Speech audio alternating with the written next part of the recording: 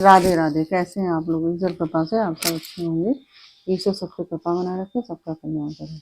आज हम बताने जा रहे हैं श्रीमद् भागवत महापुराण के दसम स्कंद का 5वां अध्याय, गोकुल में भगवान का जन्म महोत्सव। उसके पहले हम कहना चाहेंगे, यदि आपने हमारे चैनल को सब्सक्राइब नहीं किया तो प्लीज हमारे चैनल को सब्सक्राइब कर लीजिए, बेल आइकन बटन अवश्य दबा दीजिए, जिससे कि हमारे आने वाले सारे वीडियोस आपको प्राप्त हो सकें, आपकी कथा कहीं भी छूटे नहीं और कोई भी वीडियो आपसे छूटे नहीं।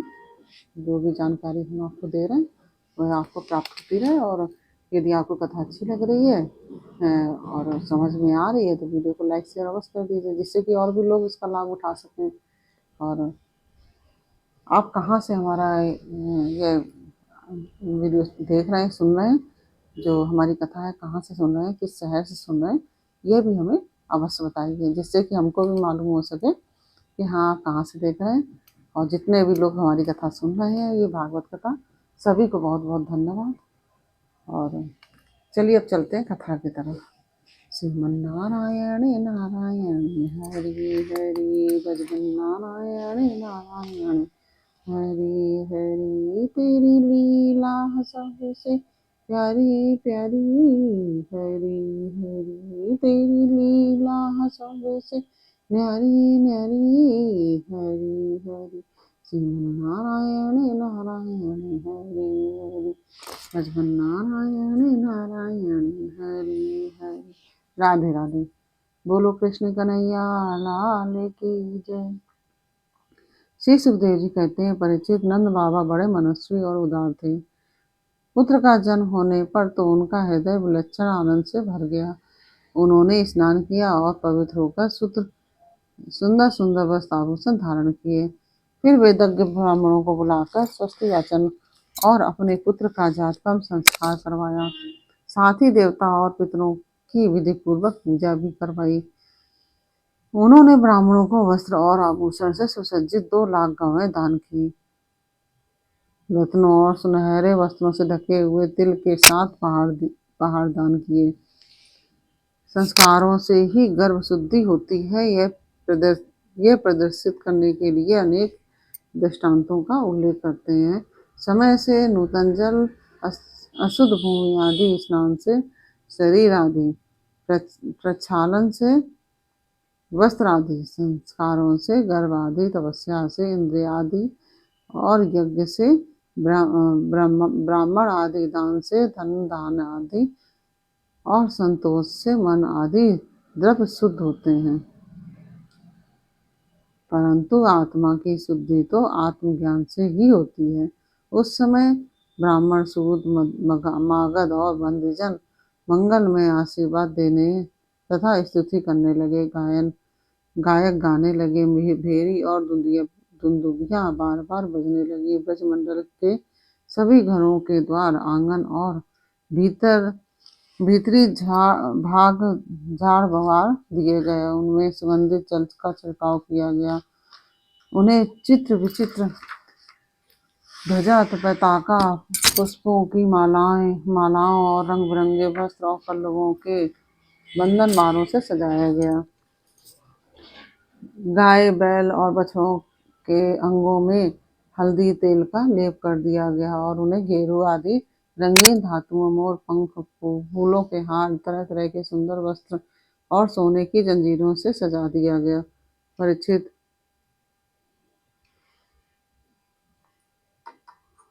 सोने की जंजीरों से सजा दिया गया। परीक्षित, सभी ग्वाल बहुमूल वस्त्र, गहने, अंगरखे और पगड़ियों से सुसज्जित होकर और अपने हाथों में भेंट की बहुत सी सामग्रियां लेकर नंद बाबा के घर आए।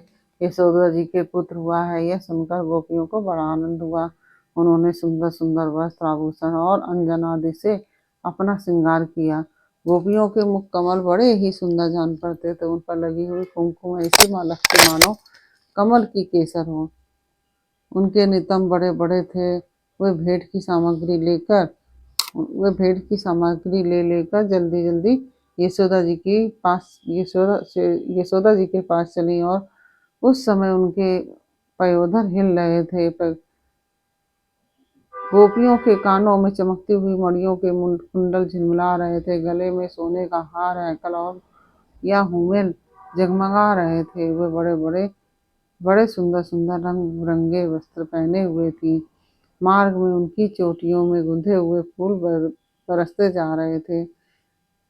हाथों में जड़ाऊ कंगन अलग ही चमक रहे थे। उनके कानों के कुंडल पयोधर और हार हिलते हिलते जाते थे। वे इस प्रकार नंद बाबा के घर जाते समय उनकी शोभा बड़ी अनूठी जान पड़ती थी। नंद बाबा के घर जाकर वे नवजात शिशु को आशीर्वाद देती और यह चिरंजीवी हो, भगवान इसकी रक्षा करें, और लोगों पर हल्दी तेल से मिला हुआ पानी छिड़क देती थी तथा ऊंचे स्वर से मंगल गान करती थी। भगवान कृष्ण समस्त जगत के एकमात्र स्वामी हैं। उनके ऐश्वर्य, माधुर्य, वात्सल्य सभी अनंत हैं।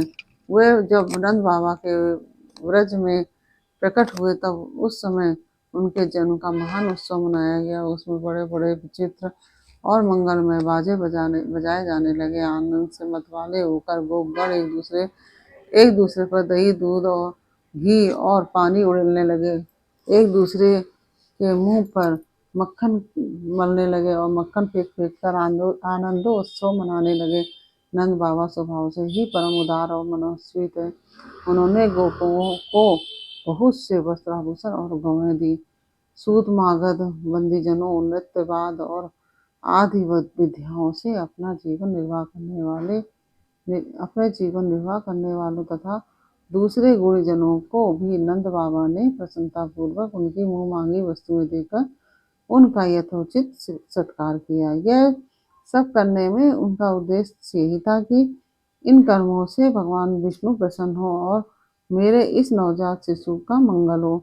नंद बाबा के अभिनंदन करने पर परम सौभाग्यवती रोहिणी जी दिव्य वस्त्र, माला और गले की भांति भांति के गहनों से सुसज्जित होकर गृह स्वामिनी की भांति आने जाने वाली स्त्रियों का सत्कार करती हुई विचर रही थी।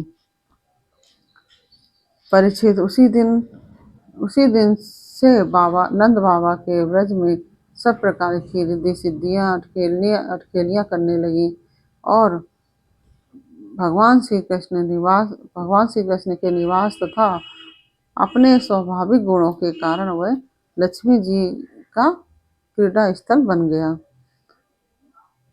परीक्षित, कुछ दिनों के बाद नंद बाबा ने गोकुल की रक्षा का भार तो दूसरे गोपों को सौंप दिया और वे स्वयं कंस का वार्षिक कर चुकाने के लिए मथुरा चले गए।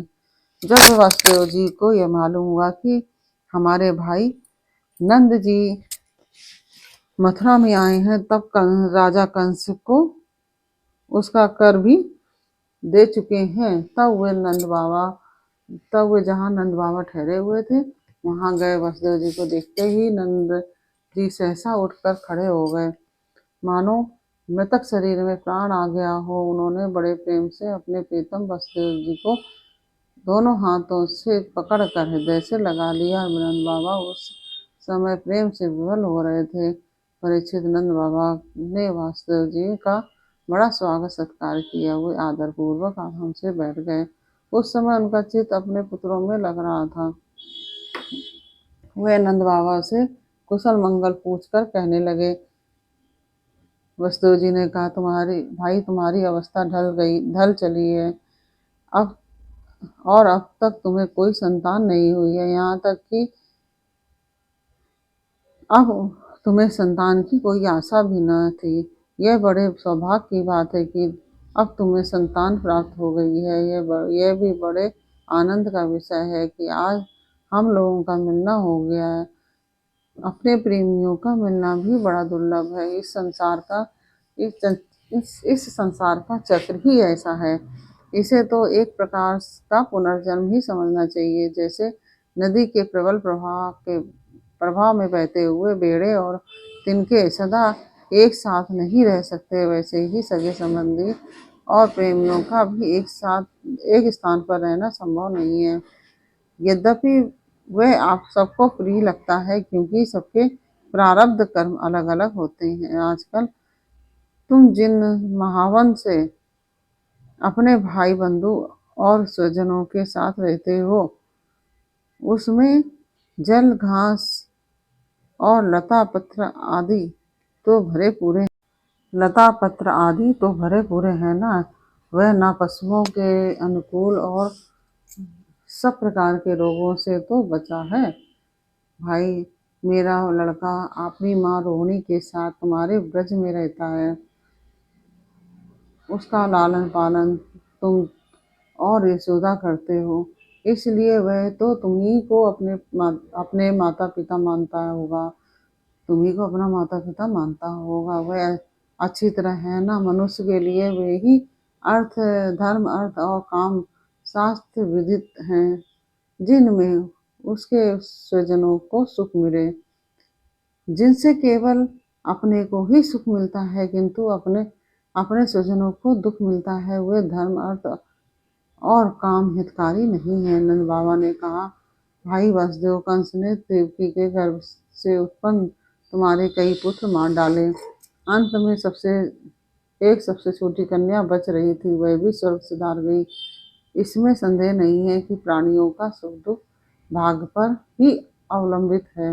भाग्य ही प्राणी का एकमात्र आश्रय है। जो जान लेता है कि जीवन के सुख दुख का कारण भाग्य ही है, वह उनके प्राप्त होने पर मोहित नहीं होता। वासुदेव जी कहते हैं, भाई तुमने राजा कंस को अपना सालाना कर चुका दिया। हम दोनों मिल भी चुके। अब तुम्हें यहाँ अधिक दिन नहीं ठहरना चाहिए, क्योंकि आजकल गोकुल में बड़े बड़े उत्पात हो रहे हैं। श्री सुखदेव जी कहते हैं, परीक्षित, जब वासुदेव जी ने इस प्रकार कहा, तब नंद आदि गोपों ने उनसे अनुमति ली। बैलों से जिते हुए छकड़ों पर सवार होकर गोकुल की यात्रा की। इस प्रकार से यह 5वां अध्याय पूर्ण हुआ। ये अध्याय आपको कैसा लगा, यह हमें कमेंट बॉक्स में अवश्य बताइए और कमेंट में राधे राधे अवश्य लिखिए। फिर मिलते हैं आपसे अगले अध्याय में, अगले वीडियो में अगले अध्याय के साथ। तब तक के लिए राधे राधे।